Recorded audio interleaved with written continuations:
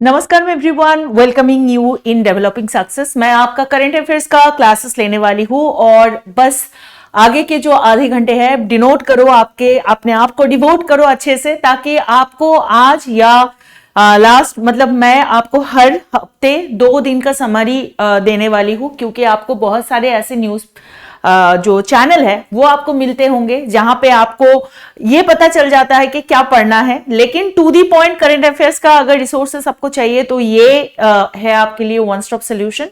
तो आज की सेशन का ये खासियत है कि हम यहाँ पे जो स्टैटिक पोर्शन है उस पे भी बात करेंगे और कुछ ऐसे न्यूज पे या कुछ ऐसे टॉपिक पे डिटेल्स में बात करेंगे जो हमारे एग्जामिनेशन के लिए बहुत ज्यादा इंपॉर्टेंट है।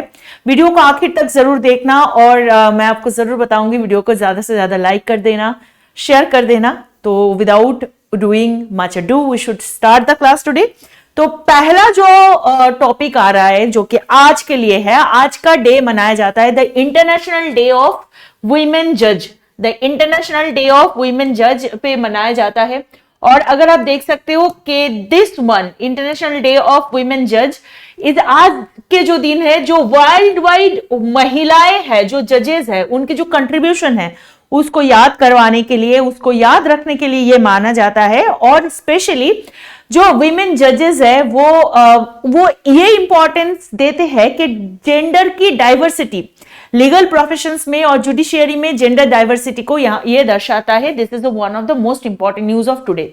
सेकेंड न्यूज आते हैं, हम कर्नल से बात कर रहे हैं। कर्नल आपको पता है हरियाणा का एक जगह पे है और मार्च 11, 2024 इंडिया सेलिब्रेट कर रहा है नेशनल डेयरी मेला। तो ये मेले में क्या हो रहा है, एक्चुअली इस मेले के थ्रू जो डेयरी फार्मिंग है उसको फोकसिंग करने के लिए, उसको प्रमोट करने के लिए और डेयरी प्रोडक्शन जो है उसको पूरे देश भर में इसको एनहांस करने के लिए इसको मनाया जा रहा है। अगर बात करें नेशनल डेयरी मेला जो है ये बहुत ही इंपॉर्टेंट एक सिग्निफिकेंट इवेंट है इंडिया के अंदर जो सेलिब्रेट किया जाता है। क्यों? ताकि डेयरी फार्मिंग को प्रोमोट किया जाए। ठीक है, क्यों सेलिब्रेट किया जाए कि डेयरी फार्मिंग को प्रोमोट किया जाए, क्योंकि आपको पता है मैक्सिमम लोग अभी इंडिया के अंदर ये बहुत देखने को मिल रहा है कि लोग बहुत ज्यादा प्रोटीन इंटेक या डेयरी इंटेक के तरफ बढ़ रहा है। तो ये मेले में एक्चुअली जो फार्मर्स है, रिसर्चर्स है, इंडस्ट्री के जो एक्सपर्ट्स है, ये सारे लोग एक साथ आते हैं, अपने जो आइडियाज होते हैं उसको देते हैं। आपको लगेगा कि यहाँ पे कि गाय भैंस भी चराते होंगे, नहीं, ऐसे चीज के साथ जरूर यहाँ पे बहुत सारे जो डोमेस्टिक एनिमल्स है उनको तो लिया जाता ही है, लेकिन जो सारे एडवांसमेंट्स किया जा सकता है in the exhibition of the dairy product, इसमें ये बात करा जाता है और ये बहुत ही इंपॉर्टेंट एक क्रूशियल रोल प्ले करता है ताकि डेयरी सेक्टर में जो कि sustainable growth in milk production किया जाता है। मुझे आप कमेंट सेक्शन में बताना इसके डेयरी से रिलेटेड एक बहुत बड़ा रेवोल्यूशन हुआ था इंडिया के अंदर जिसको कहा जाता है कि व्हाइट रेवोल्यूशन, जहां पे आपको पता होना चाहिए कि जो अमूल, आपको पता है ना, अमूल के जो प्रोडक्शन है उसकी प्रोडक्शन बहुत ही हाई क्वालिटी में हुआ था। आपको बस बताना है कमेंट सेक्शन में ये कहां पे हुआ था, कौन सी साल में हुआ था। ठीक है, यह आपको कमेंट में बताना है, ये आपके होमवर्क है। चलो सेकंड पॉइंट पे आते हैं। इस टॉपिक पे हम थोड़ा ज्यादा टाइम देंगे जो है वुमेन डेवलपमेंट इन इंडिया। आज के दिन पे 4th वुमेन पॉलिसी यहाँ पे महाराष्ट्र के अंदर यहाँ पे अनवेल किया गया है। 4th वुमेन पॉलिसी जो कि है 3 लेवल कमिटी, 3 लेवल मतलब 3 टायर की कमिटी है जो कि मॉनिटर करेगा इसके इम्प्लीमेंटेशंस। पॉलिसी को क्यों किया गया है, ताकि ज्यादा से ज्यादा इंक्लूसिव एंड इक्विटेबल सोसाइटी को बनाया जाए, ताकि जो विमेन डेवलपमेंट है वो और ज्यादा इंक्लूसिव वे में सामने आ जाए। ठीक है, इंडिया ने इसके वजह से, मतलब if we talk about the gender equality, तो इसके थ्रू मतलब जेंडर इक्वालिटी को प्रमोट करने के लिए बहुत सारे पॉलिसीज के थ्रू, लेजिस्लेशन के थ्रू, बहुत सारे इनिशिएटिव के थ्रू इंडिया ने बहुत सारे इंपॉर्टेंट अपना स्टेप अप किया है और वो सब क्या है उसके बारे में थोड़ा सा आज डिटेल्स में जानेंगे। चलो पहली बात जो है वो है women policy for empowerment of women जो कि 2001 में आया था। ये जो पॉलिसी है 2001 में आया हुआ national policy for the empowerment of the women, ये किस पे काम कर रहा है? बेसिकली जैसे मैंने बताया, those all are empowering the women. ठीक है, महिलाओं को आगे बढ़ावा देने के लिए ये बहुत ही इंपॉर्टेंट है। ये एजुकेशन, हेल्थ, इकोनॉमिक, ये सारी चीजों पे और स्पेशली वुमेन जस्टिस, ये सारी चीजों पे के ऊपर ये काम करता है। और आपको ये भी बता दे, ये जो सोशल एम्पावरमेंट है, ये इसका कुछ फीचर्स है। कौन कौन से सेक्टर में या कौन कौन से क्षेत्र में ये चीज आगे बढ़ेंगे, उसके बारे में थोड़ा देख लेते हैं। फर्स्ट तो है साइंस एंड टेक्नोलॉजी, ठीक है। Second, housing and shelter, proper education womens को मिले, इसके तहत भी इस पे काम किया जाएगा। हेल्थ इंप्रूवमेंट उनका हुए, क्योंकि सबसे बड़ी बात है कि health is the biggest wealth. अगर वुमेन की हेल्थ रिलेटेड इश्यूज को ना समझा जाए तो दैट इज, मतलब कितना भी आप एडुकेटेड कर लो, कुछ भी कर लो, लेकिन अगर आपके हेल्थ रिलेटेड इश्यूज उनको हो रहा है तो this is tough to get into any kind of empowerment और improvement for the women sector also. तो ये बहुत इंपॉर्टेंट एक मान्यता दी गई है हेल्थ एम्पावरमेंट को, जिसमें न्यूट्रिशन या ड्रिंकिंग वाटर एंड सैनिटेशन भी इंक्लूडेड है। नेक्स्ट, आपको पता ही है बहुत अच्छी तरह से 2015 में इसका लॉन्चिंग हुआ था by the present government, Narendra Modi government से ये जो इनिशिएशन है ये लिया गया था, which is named by Beti Bachao Beti Padhao, BBP।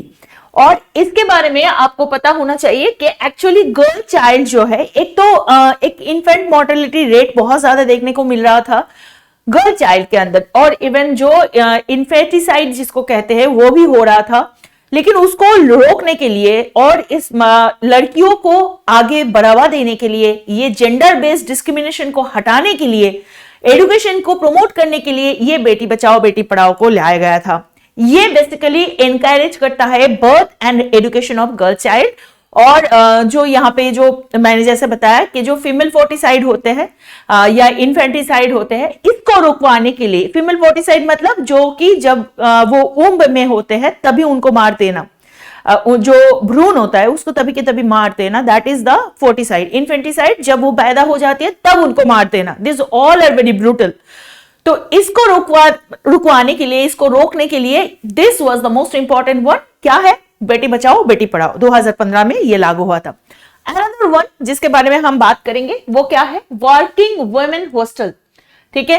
लड़कियों को आगे बढ़ावा तो दिया जा रहा है, लोगों को काम करने के बहुत सारे मौके दिए जा रहा है, लेकिन जो सारे डिसएडवांटेज बैकग्राउंड से जो वुमेन आते हैं, मानो कि कोई बहुत ज्यादा कोई विलेज एरिया या बहुत ज्यादा गांव से आ रहे हैं लेकिन वो शहर में काम कर रहे हैं, तो उनके लिए ये स्पेशल प्रोविजन दिया गया है ताकि उसको प्रोफेशनली ग्रोथ मिले और उनको इंडिपेंडेंस, मतलब इंडिपेंडेंसी का जो सुख है वो उनको मिले। और इसी वजह से ये जो women hostel, working women hostel वाला जी जो प्रोग्राम है, ये जो पॉलिसी है, इसके थ्रू क्या किया जाता है, सेफ एकोमोडेशन दिया जाता है, किसको, फॉर द वर्किंग वुमेन, ठीक है। किनको, जो लोग स्पेशली डिसएडवांटेज बैकग्राउंड से आता है। अब डिसएडवांटेज बैकग्राउंड के अंदर दो चीज हम बताएंगे, एक तो their placement and second from the tribe और from the place, from the caste they are coming, ठीक है। चलो नेक्स्ट क्या बात करेंगे, scheme for the adolescent girl.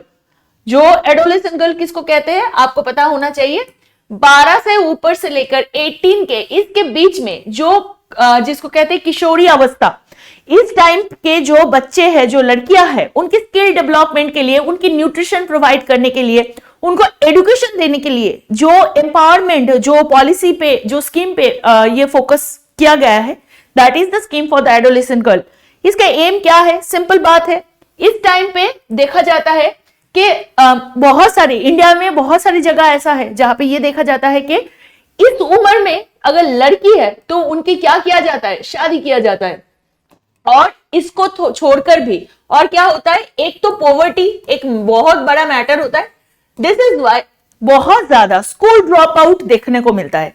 तो उस स्कूल ड्रॉप आउट को बचाने के लिए, उसको रिड्यूस करने के लिए, या उनके जो ओवरऑल वेलबींग है उसको बढ़ावा देने के लिए ये स्कीम्स फॉर एडोलेसेंट गर्ल्स को लिया गया है। आपको बताना है ये दोनों जो है वर्किंग वुमेन हॉस्टल और दो स्कीम फॉर एडोलेसेंट गर्ल्स, इसमें आपको बताना है कौन सी साल में ये लागू किया गया था इंडिया के अंदर, ठीक है।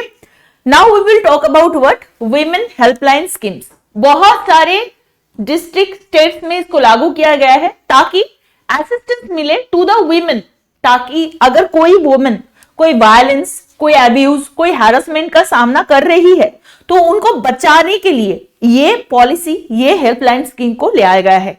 ये क्या क्या करता है, ये जो काउंसलिंग होता है, ये लीगल एड प्रोवाइड करता है, इमरजेंसी सपोर्ट प्रोवाइड करता है। नेक्स्ट अगर बात करें तो वो है स्किल अपग्रेडेशन एंड महिला कॉयर योजना।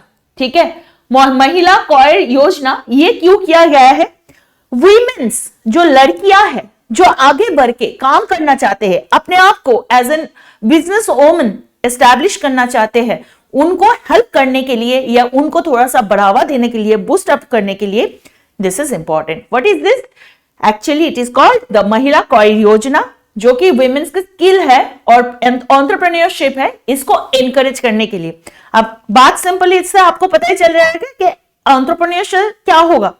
वुमेन का इकोनॉमिकल जो स्टेबिलिटी है वो ज्यादा इनहेंस्ड होगा, जो कि इंडिया के बहुत इंपॉर्टेंट एक पार्ट है फाइनेंशियल इंक्लूजन, उससे वो जुड़ जाएगा और उसके साथ सिंपली उनको सेल्फ डिपेंडेंट होने का मौका मिलेगा, है ना। लड़कियों के लिए बहुत ही इशू की बात होती है, जब बच्ची होती है तब वो माँ बाप के ऊपर डिपेंडेंट होता है, स्पेशली पापा के ऊपर। थोड़ा सा बड़े हो गया, पापा नहीं है, भाई बंधु मतलब जो बड़े भाई होते हैं उनके ऊपर। फिर after marriage they had to depend on their husband. फिर उसके बाद अगर उनके बच्चे हो जाते तो वो अपने बच्चों पे डिपेंडेंट हो जाते। तो just to break this stereotype, ये बहुत ज्यादा इंपॉर्टेंट एक स्कीम्स, एक पॉलिसी लिया गया है, ये हमें पता चलेगा। ठीक है, ये चलो। और दो इंपॉर्टेंट चीज है, एक तो है स्माइल। स्माइल क्या है? Support for marginalised individual for livelihood. Specially ये स्माइल सिर्फ महिलाओं के लिए नहीं, और एक इंपॉर्टेंट सेक्टर को ये कवर करता है, वो क्या है? Transgender person. So marginalised women जो है, मार्जिनलाइज्ड वुमेन मतलब जो लोग, जैसे मैंने बताया, जो एक डिविजन्स को मार्जिन करते हैं। जो डिविजन मतलब क्या होता है? ये हो सकता है कास्ट बेस्ड, ये हो सकता है प्लेस बेस्ड। ठीक है, उसी हिसाब से जो लड़कियां होती है उनका स्किल डेवलपमेंट करने के लिए, उनको ट्रेन करने के लिए, उनको फाइनेंशियल असिस्टेंस देने के लिए स्माइल को प्रोवाइड किया गया है। और स्माइल्स के अंदर वीमेन के साथ साथ ट्रांसजेंडर पर्सन को भी इंक्लूड किया गया है। बहुत ही नया तरीका है वुमेन एम्पावरमेंट का। ठीक है, और क्या है? एक आपने ये पढ़ा जो कि है महिला कॉयर योजना, और एक ये है जो कि फिर से एक एंटरप्रेन्योरशिप को प्लेटफॉर्म प्रोवाइड करा जाता है, which is called WEP। WEP भी क्या करेगा? ये बेसिकली जो नेटवर्क अपॉर्चुनिटी है, एंटरप्रेन्योर्स को ज्यादा से ज्यादा नेटवर्क में अपने आप को मेंटरशिप कर, मतलब उनको मेंटरशिप करके उनको रिसोर्सेस के प्राविधान देने के बाद वो ताकि नेटवर्क को बढ़ा सकते हैं। तो इसी वजह से ये इंपॉर्टेंट एक टॉपिक है। और ये क्या करता है? ये स्पेशली जैसे कि आपको पता है, जबकि एंटरप्रेन्योर की बात आ ही रही है, तब इकोनॉमिकली सस्टेनेबिलिटी तो देगा ही, और सिंपली इनको इनोवेशन और इनको नए से नए जो प्रावधान है in the case of the business orientation, ये उनको प्रोवाइड कराया जाएगा। ठीक है, लीगल प्रोविजंस की अगर बात करें, भारत के कॉन्स्टिट्यूशन के अंदर भी आर्टिकल 15(3) में क्लियरली बताया गया है कि स्टेट, ताकि स्टेट सारे पॉजिटिव डिस्क्रिमिनेशन को हटाए और वुमेन को in the favour of women they work. जैसे कि अगर हम बात करें fundamental rights, preamble, directive principles, इन सारे में वुमेन एम्पावरमेंट को बहुत ज्यादा इंपॉर्टेंस दिया गया है। और वही लीगल प्रोविजंस के अंदर, कॉन्स्टिट्यूशन के अंदर अगर क्लियरली बताए तो आर्टिकल 15(3) के अंदर इसको बताया गया है। और अगर हम इंटरनेशनल वे में बात करें तो क्या है? यूएन कन्वेंशन है। यूएन कन्वेंशन एंड कमिटमेंट के अंदर क्या बताया गया है अगर हम देखें तो, जो कि है CEDAW, जो जिसको रेटिफाई किया है इंडिया। रेटिफाई करने का मतलब क्या है? फाइनल सिग्नेचर साइन कर देना। दो इंडिया के जो international convention like the convention elimination of all form of discrimination against women, कोई भी मतलब कोई भी अगर आपके पास कुछ भी डिस्क्रिमिनेटरी कोई रूल है, उसको हटा के वुमेन एम्पावरमेंट को आगे बढ़ाने के लिए जो स्कीम है, जो पॉलिसी है by the UN, United nation या राष्ट्र संघ के थ्रू जो किया गया है, उसको रेटिफाई करना और बेजिंग प्लेटफॉर्म के एक्शन के थ्रू इसको साइन करना, ये इंडिया का काम था, वो इंडिया ने करा। और उसके थ्रू इंडिया के कमिटमेंट हुआ है, इंडिया का dedication towards the gender diversity या जो जेंडर डिस्क्रिमिनेशन है उसको हटा के जेंडर इक्वालिटी को प्रमोट करना। तो ये सारे आज तक की बहुत इंपॉर्टेंट वुमेन रिलेटेड जो सारे पॉलिसीज एंड स्कीम थे, आपको कमेंट में ये भी बताना है। ऑलरेडी आपको 2 काम मैंने दे दिया है, ये थर्ड वर्क है। आपको ये बताना है कि भारत के अंदर जो वुमेन एम्पावरमेंट रिलेटेड जो भी प्रोविजंस होता है, जो भी प्रावधान होता है, उसका मिनिस्ट्री कौन है। Very easy, I know you can all can answer. आपको उसकी मिनिस्ट्री और मिनिस्टर जो है उसके नाम आपको बताना है कमेंट सेक्शन में, ठीक है। चलो अब आएंगे हमारे लास्ट डे का एक न्यूज पे, जिसमें मनाया गया है CISF raising day. CISF raising day क्या होता है? CISF जो होता है हमारी सेंट्रल इंडस्ट्रियल सिक्योरिटी फोर्स। ये सेंट्रल इंडस्ट्रियल सिक्योरिटी फोर्स को अभी तैनात किया गया है बहुत सारे सेक्टर में। कहां पे?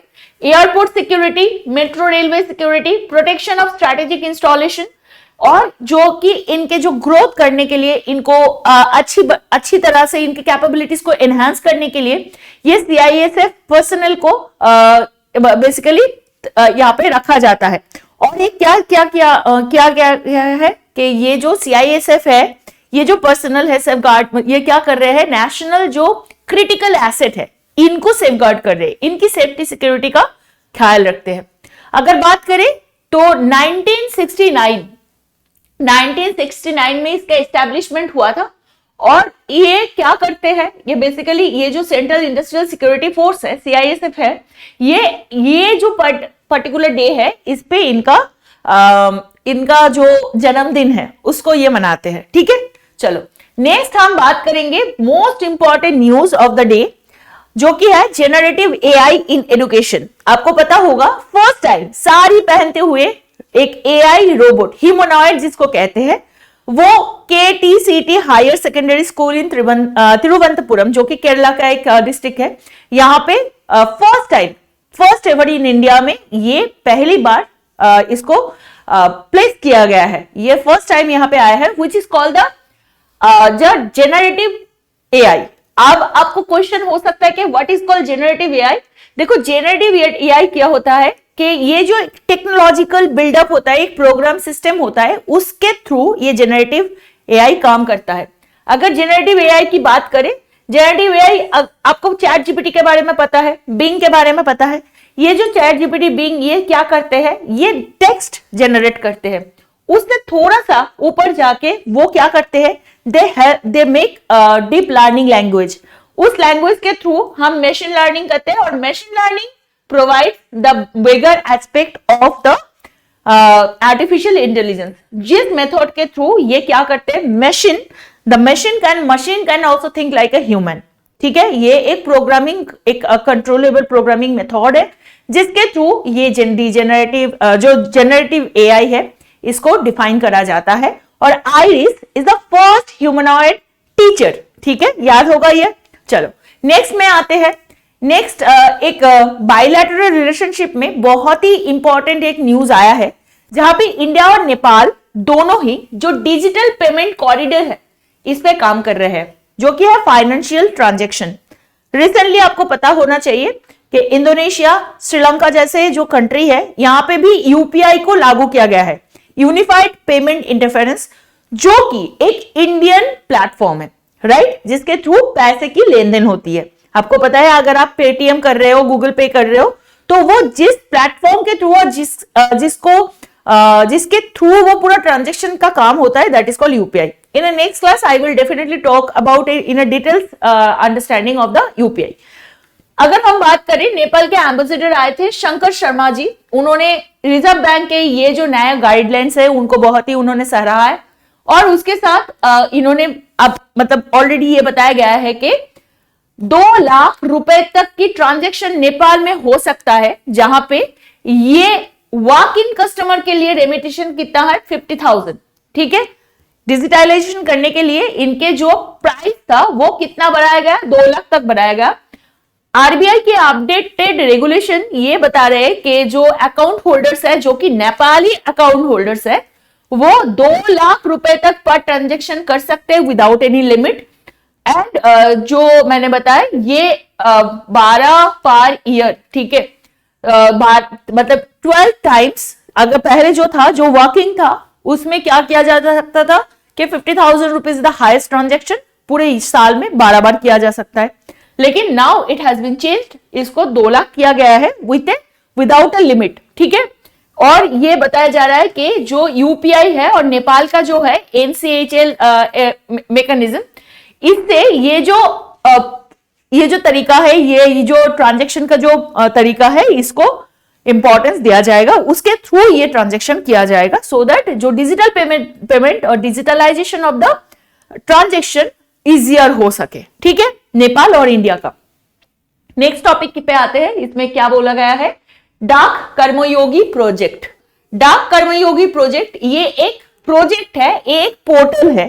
पोर्टल के थ्रू क्या किया जाएगा, बेसिकली जो लोग, मतलब ये एक ई लर्निंग प्लेटफॉर्म है, किनके लिए, जो लोग डाक में या इंडियन पोस्टल सर्विस में ऑलरेडी काम कर रहे हैं उनके लिए गवर्नमेंट ऑफ इंडिया के द्वारा ये इंपॉर्टेंस दिया गया है। इसको बेसिकली करा गया है ताकि जो पोस्टल सर्विस का एफिशिएंसी है और जो कैपेबिलिटीज है उस पर ज्यादा से ज्यादा काम किया जाए।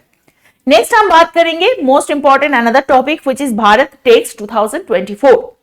ये जो भारत टेक्स 2024, टेक्स से ही पता चल रहा है what does it mean. Tex मतलब क्या है, टेक्सटाइल, ठीक है। टेक्सटाइल मतलब हमारे जो cloth, fabric, fashion, textile, sustainability, इसके ऊपर ये डिपेंड कर रहा है, जो कि भारत की, जो कि देश की जो टेक्सटाइल इंडस्ट्री है, जिसके साथ कॉटन, जिसके साथ फार्मिंग, ये सारी चीज एडेड है, इसको प्रोग्रेस और इनोवेशन के थ्रू आगे बढ़ाने के लिए ये दिया गया है। ये भारत टेक्स 2024 कहां पे किया गया है, ये फंक्शन फरवरी 26 से लेकर 29 तक हुआ है, न्यू दिल्ली में हुआ है। और आपको याद रखना है थीम क्या है, celebrating Indians textile tradition and vision. Theme is textile, fashion and sustainability, ठीक है। चलो नेक्स्ट न्यूज पे जाते हैं। ओके, ये है एक international news. Internationally first time, world के अंदर फर्स्ट टाइम एक जेट सूट रेस किया गया है। कहां पे किया गया है, ये दुबई में किया गया है। वैसे ये जो फंक्शन है इसका नाम क्या दिया गया है, दुबई जेट सूट रेस। और यहाँ पे जो कंपिटिटर्स है, स्पेशली ये दिखाने वाले हैं, आपको यहाँ पे पिक्चर में भी देखने को मिल रहा है कि by the suspended water force से ये लोग कैसे, ये एविएशन, मतलब थोड़ा एविएशन इसलिए बोला जाता है, इसको एरियल इंपैक्ट कहा जाता है। तो ये जो एरियल परफॉर्मेंस है, बहुत सारे स्टंट है, ये सारे इस फंक्शन में किया गया है। And this is the first time, remember that. कहां पे किया गया है, दुबई में किया गया है, ठीक है। चलो नेक्स्ट न्यूज पे जाते हैं। Next news again from India.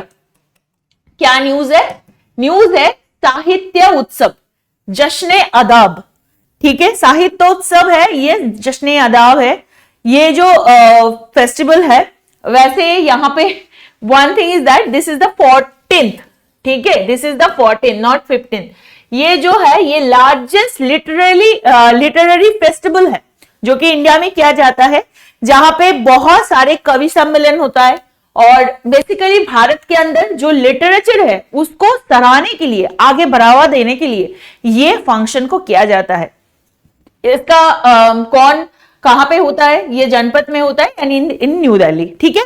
Next news में आते हैं, what is a new news for the state government. अभी तक आपको पता है कि जो ओटीटी प्लेटफॉर्म है, ये जो नेटफ्लिक्स है, सोनी लिव है या हॉटस्टार है, ये सब ओटीटी प्लेटफॉर्म है, राइट।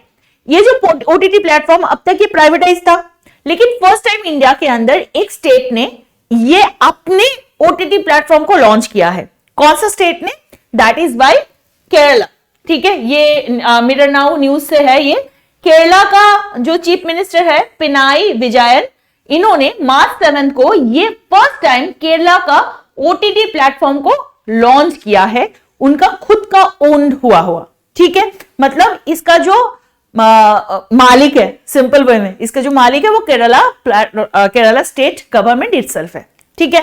नेक्स्ट न्यूज पे जाते हैं। नया न्यूज है, इसके बारे में बहुत ज्यादा आपने न्यूज में देखा होगा। क्या है, एमएसपी। एमएसपी का फुल फॉर्म क्या होता है, ये होता है minimum support price. Minimum support price क्यों दिया जाता है भाई, मिनिमम सपोर्ट प्राइस इसलिए है कि ताकि जो फार्मर है, वो फार्मर जो प्रोडक्ट ये बना रहे हैं, मतलब जो प्रोडक्ट ये मतलब ये उगा रहे हैं, तो इसमें क्रॉप होता है जिसमें 23 क्रॉप है जिसको एमएसपी दिया जाता है। अब ये एमएसपी क्या है, जैसे मैंने आपको बताया मिनिमम सपोर्ट प्राइस इसको कहते हैं। हर साल को इसको रिवाइज किया जाता है। मिनिमम सपोर्ट प्राइस इसलिए दिया जाता है कि जो फार्मर है उन्होंने जो प्रोडक्शन बनाया है उसमें उसका जो खर्चा पाती हुआ है या जो भी उन्होंने उसको उगाने के लिए जो खर्चे उन्होंने किया है, आफ्टर द हार्वेस्टिंग के बाद अगर वो मार्केट प्राइस उसको ना मिले, अगर उनको सही तरीका से उनको जो सामान है वो बिक ना जाए, ताकि उसके बाद वो लॉसेस में ना जाए, तो गवर्नमेंट एक प्राइस उसमें सेट करते हैं जिस प्राइस से उस सामान को खरीदा जा सकता है। और इससे क्या होता है, गवर्नमेंट को भी हेल्प होता है। कैसे हेल्प होता है, गवर्नमेंट वो सामान किसान से खरीदने के बाद जो सारे पीडीएस या जो पब्लिक डिस्ट्रीब्यूशन सिस्टम है उसके अंदर गवर्नमेंट कम प्राइस में इसको सेल कर देता है। तो it's a two way ticket. तो वहां पे जूट जो है उसके लिए, रॉ जूट जो है उसके लिए एमएसपी को सेट किया गया है फॉर द सीजन और द सेशन ऑफ 2024-25। ठीक है। अगर हम बात करें, इस पे ही बहुत सारे चर्चे चल रहा है। ये जो फार्मर बिल्स का आपको पता है, ये जो फार्मर बिल्स का प्रॉब्लम चल रहा है और जो भी बिल वो लोग नए बिल्स के लिए बोल रहे हैं वो सारी ही एमएसपी रिलेटेड है, आपको शायद ये पता ही है। ठीक है, चलो नेक्स्ट टॉपिक पे जाते हैं, which is an international military exercise. नाम क्या है, सी डिफेंडर्स 2024। क्वेश्चन आ सकता है कि सी डिफेंडर 2024 कहां पे हुआ है? Answer, port Blair, Andaman Nicobar island में हुआ है। किसके साथ ये हुआ है? बेसिकली ये एक ज्वाइंट एक्सरसाइज है इंडियन कोस्ट गार्ड और यूनाइटेड स्टेट की कोस्ट गार्ड के अंदर। कोस्ट गार्ड जो है उनके अंदर है, so this is called the sea defenders. अगर आपको पता है, हर कंट्री, इंडिया हो या कोई भी कंट्री हो, अपने डिफेंस मर्चेंडाइज को सही से उसको रखने के लिए वो बहुत सारे के डिफेंस मैकेनिज्म और जॉइंट एक्सरसाइज करते हैं दूसरे देश के साथ। वो हो सकता है आर्मी के थ्रू, वो हो सकता है एयरफोर्स के थ्रू, वो हो सकता है नेवल एक्सरसाइज के थ्रू। ये वाला है नेवल एक्सरसाइज। इसके थ्रू क्या किया गया है, ये 2 दिन का एक्सरसाइज था जो कि मेरीटाइम पायरेसी, मतलब समुद्री जो तस्करी होती है उसको रोकने के लिए, उसको अच्छी तरह से ठीक करने के लिए, जो भी थ्रेट, एसिमेट्रिक थ्रेट आता है उसमें क्या कैसे थ्रेट होता है, अभी ड्रोन अटैक्स होता है, बहुत सारी कॉमर्शियल मर्चेंट ट्रैफिक होता है, जॉइंट मेरीटाइम सर्चेस होता है, उसके थ्रू अगर कोई भी सॉरी कोई भी मानो ऐसे नेचुरल कैलेमिटीज कह ले दो, मतलब कह सकते हो, अगर कोई नेचुरल कैलेमिटीज, कोई भी प्रॉब्लम्स ऐसे आ सकता है तो उसमें जो रेस्क्यू ऑपरेशंस होता है वो, फिर फायर फाइटिंग और उसके साथ मेरीन पॉल्यूशन, उसको रिस्पॉन्स करना, उसको काउंटर करना, और जो ड्रग इंटरेक्शन एक्सरसाइज है, ये सारे यहाँ पे प्रैक्टिस किया गया है। कौन और कौन? India and USA coastal guards. ठीक है, इन्होंने किया है। ये क्यों इंपॉर्टेंट है? देखो, इंटरनेशनल जो कोऑपरेशन होता है उसको अगर एड्रेस करना है, specially in the maritime operation, उसको देखने के लिए या और 2 कंट्री के अंदर का जो डिफेंस मैकेनिज्म है उसकी जो पार्टनरशिप है उसको एनहांस करने के लिए दिस इज इंपॉर्टेंट। ठीक है, चलो नेक्स्ट बहुत ही बड़ी खबर है, ये है आयरलैंड के लिए। आयरलैंड ने फर्स्ट टाइम टेस्ट क्रिकेट जीता है। ठीक है, ये हिस्टोरिकल अचीवमेंट बताया जा रहा है। अगर बात करें 2018 में अफगानिस्तान के साथ आयरलैंड को मिला था ये मौका कि वो टेस्ट खेल सकते हैं। ठीक है, विद अफगानिस्तान ये पावर उनको मिला था, लेकिन तब से लेकर अब तक उन्होंने कभी ये जीता नहीं था। लेकिन इस बार इन्होंने न्यूजीलैंड, इंडिया, साउथ अफ्रीका जैसे कंट्री को हरा के ये आगे बढ़ के टेस्ट क्रिकेट जीता है। This is the first time in 2024। याद रहेगा ना, 2024 में टेस्ट क्रिकेट के जो इंटरनेशनल टेस्ट क्रिकेट के जो माइलस्टोन है उसको कवर किया गया है थ्रू आयरलैंड। बहुत ही बड़ा इंपॉर्टेंट न्यूज है। अब तक आपने अगर ये वीडियो देख चुके हो, वीडियो को फिर से लाइक कर देना, शेयर कर देना, सब्सक्राइब कर देना।